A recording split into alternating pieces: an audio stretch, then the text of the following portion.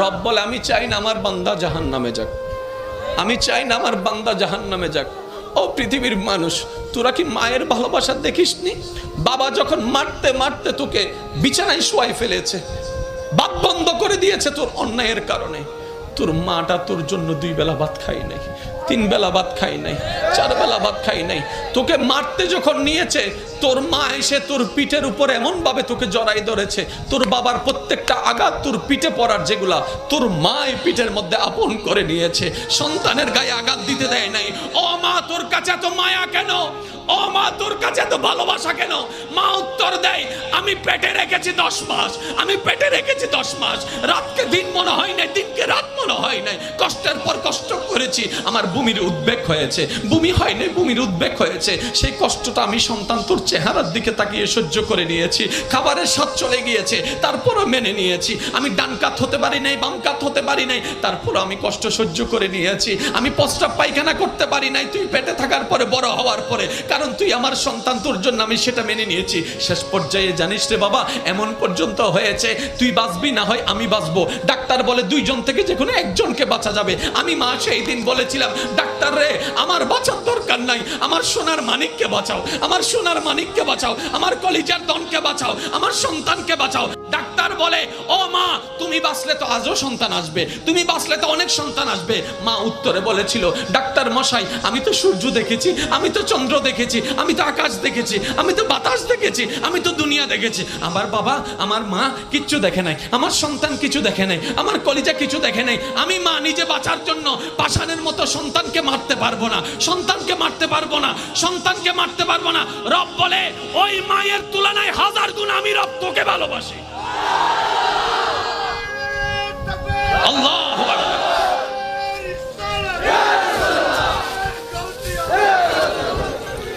আল্লাহ ও গো আল্লাহ, ক্ষমা করে দাও, মাফ করে দাও।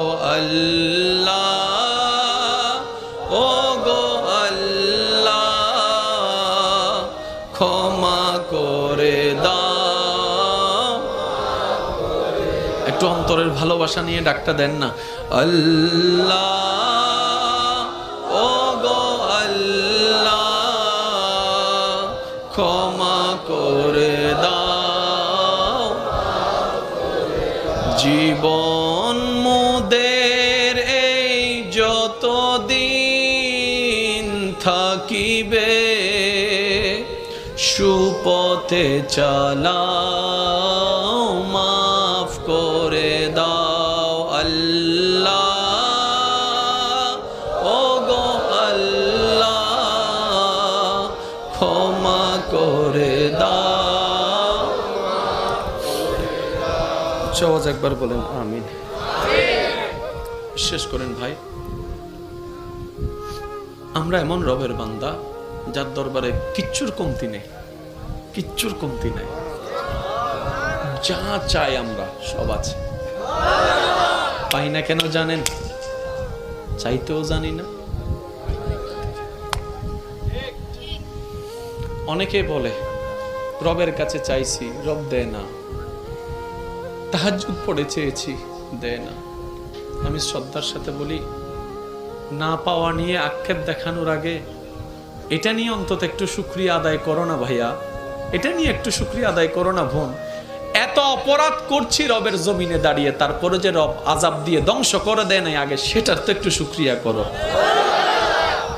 আমরা যেরকম চাওয়াটাকে পাওয়ার রূপ দিতে চাই, চাইবো তো পেয়ে যাব, ঠিক তেমনি ভাবে যদি গুনার কারণে সাজা দিত রব, একজন মানুষ এখানে টিকতে পারতাম না। একজন এই আমাদের যত গুনাহ আছে এগুলো যদি দুর্গন্ধ হতো, আজকে কারো পাশে কেউ বুঝতে পারতাম না।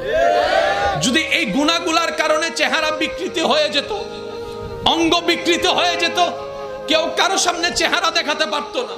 রব তো সেই রহমান, যিনি সত্তার হয়ে সমাজে আমাদের মান সম্মান রক্ষা করার জন্য সমস্ত গুনাহগুলাকে চাদরের ভিতরে আড়াল করে আমাদেরকে সম্মানে রেখে দিয়েছেন। কখনো আফসোস দেখাবেন না রবের প্রতি, কখনো না। শুধু বলবেন, মাওলা তুমি যতটুকু দিয়েছো আমাকে আলহামদুলিল্লাহ বলার একটু সুযোগ দিও। মওলা তোমার কাছে আমি না চাইতে অনেক পেয়েছি, আমি চোখটা চাই নাই, তুমি দিয়েছ। মওলা তুমি দিল আলহামদুলিল্লাহ, না দিল আমি তোমার কাছে শুধু এতটুকু চাই, আমি যেন সর্বদা তোমার শুকরিয়া আদায়কারী বান্দা হয়ে থাকতে পারি। মওলা সে তৌফিক দান। সবার মনে যে অশান্তি বিরাজ করছে, আপনি জানেন এই অশান্তির ওষুধ শুধু একটাই, দিলটাকে সজ্ঞানে স্বইচ্ছায় রবের দরবারে স্যারেন্ডার করাই দেন, ঝুঁকাই দেন।